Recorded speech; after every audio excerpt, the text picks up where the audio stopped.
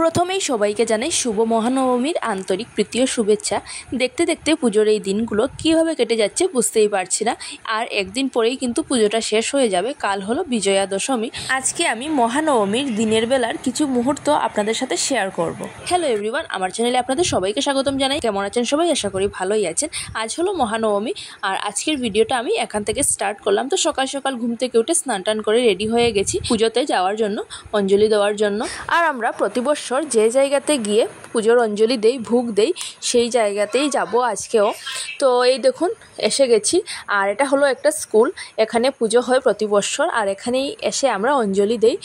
আর অঞ্জলি দেওয়ার পর কিন্তু আমরা প্রসাদ খেয়ে তারপর বেরিয়ে পড়বো আরেকটা জায়গায় যাওয়ার জন্য। তো এই দেখুন আমরা অঞ্জলি দিয়ে তারপর প্রসাদ খেয়ে বেরিয়ে পড়লাম। আর কোথায় যাই পুরোটা ভিডিও দেখবেন। পুরোটা ভিডিওতে দেখাবো আমরা অনেকটা জায়গায় যাব আজকে, অনেক জায়গায় গিয়ে পুজো দেখব আর আপনাদের সাথেও শেয়ার করব কোথায় কোথায় যাই। তো প্রথমেই চলে আসলাম এই প্যান্ডেলে। তো এটা হলো মুকামছড়া। আর এই প্যান্ডেলে এসে মাকে দর্শন করে তারপর যাব আরও অনেক জায়গাতে। তো এই দেখুন চারিপাশটা দেখুন, খুব সুন্দর। আর এখানে কিন্তু অঞ্জলি দেওয়া হচ্ছে, আমরা গিয়ে দেখেছি এখানে অঞ্জলি দেওয়া চলছে। তো আমরা প্যান্ডেলের ভিতরে ঢুকে তারপর মাকে দর্শন করে বেরিয়ে পড়লাম আরেকটা জায়গায় যাওয়ার জন্য। আর এই জায়গার পুজোটা কিন্তু খুবই সুন্দরভাবে হচ্ছে। গ্রামের সব মানুষ একসাথেই কিন্তু এখানে অঞ্জলি দিচ্ছেন। মুকামছড়া পুজোর প্যান্ডেল থেকে বেরিয়ে পড়লাম আরেকটা জায়গায় যাওয়ার জন্য। তো এখন আমরা যাচ্ছি রামকৃষ্ণনগর।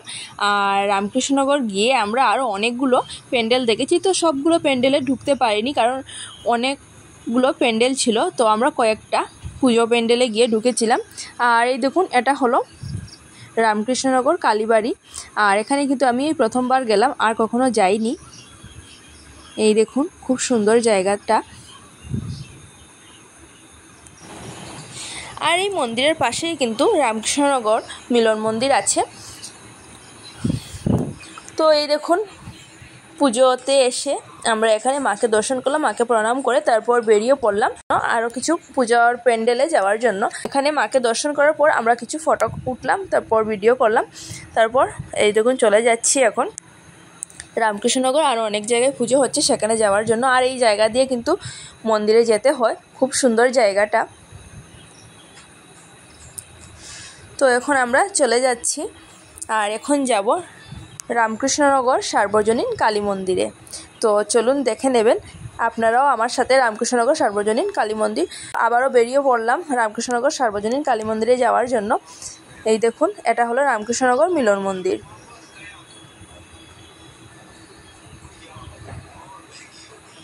আর রাস্তাতে যাওয়ার সময় কিন্তু অনেকগুলো পুজোর প্যান্ডেল দেখেছি। এই দেখুন খুব সুন্দর সুন্দর এই পুজোর প্যান্ডেলগুলো হয়েছে।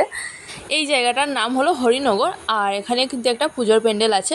আর সব জায়গাতে কিন্তু পুজোর প্যান্ডেলে ঢুকতে পারিনি। তো চলে আসলাম রামকৃষ্ণনগর সার্বজনীন কালী মন্দিরে। আর এদিক দিয়ে যেতে হয়, এখান থেকে অনেকটা জায়গা হেঁটে তারপর যেতে হয়। আর এই দেখুন সাইডে কিন্তু রামকৃষ্ণনগর খেলার মাঠ আছে, অনেক বড় জায়গাটা। আর পাশেই কিন্তু আরেকটা প্যান্ডেল হয়েছে। তো এখন আমরা যাচ্ছি রামকৃষ্ণনগর সার্বজনীন কালীবাড়িতে। তো চলুন দেখে নেবেন আপনারাও আমার সাথে কালীবাড়িটা। আর আমরা মন্দিরে যাওয়ার সময় দেখছিলাম সবাই কিন্তু হাতে করে ভোগের প্রসাদ নিয়ে যাচ্ছেন, মায়ের ভোগের প্রসাদ। তো আমরাও ভাবলাম যে আমরাও এখান থেকে মায়ের ভোগের প্রসাদ নিয়ে যাব। অনেক লোক কিন্তু এখান থেকে ভোগের প্রসাদ নিয়ে যান, খুবই জাগ্রত এই মন্দিরটা। আমরা এখন গিয়ে ঢুকছি। তো এই দেখুন এসে পড়লাম রামকৃষ্ণনগর সার্বজনীন কালী মন্দিরে। আর এই জায়গাতে পুজো হচ্ছে, এই দেখুন মাকে। আর এখানে যজ্ঞ হচ্ছে, গিয়ে দেখলাম যে এখানে যজ্ঞ চলছে, এই দেখুন। আর কয়েকজন এখানে অঞ্জলিও দিচ্ছেন। তো আমাদের রামকৃষ্ণনগরের পুজো দেখা শেষ আর এখন বেরিয়ে পড়েছি বাড়িতে যাওয়ার জন্য। আর আমরা এই মন্দিরটা থেকে যাওয়ার সময় মায়ের ভোগের প্রসাদও নিয়েছি আর বাড়িতে নিয়ে গিয়ে খাবো। তো এই দেখুন আমরা চলে যাচ্ছি এখন বাড়িতে। এখন প্রায় বিকেল 4টা বেজে গেছে আর আবারও একটু পর বেরোতে হবে পুজো দেখার জন্য।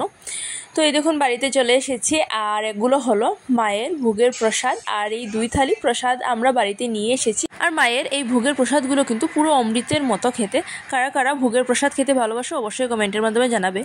তো আজকের মতো আমার ভিডিওটা এখানেই থাক, আগামীকাল নিয়ে আসবো নতুন একটি ভিডিও। আর একটু পরই কিন্তু আবারও বেরোতে হবে। নবমী পুজোর রাত্রের মুহূর্তগুলো অবশ্যই আমি নেক্সট ভিডিওতে আপলোড করব। আর আজকের আমার এই ভিডিওটা যদি আপনাদের ভালো লাগে তাহলে আমার পাশে থাকবেন আর আমার চ্যানেলটি সাবস্ক্রাইব করবেন। হ্যাপি দুর্গা পূজা।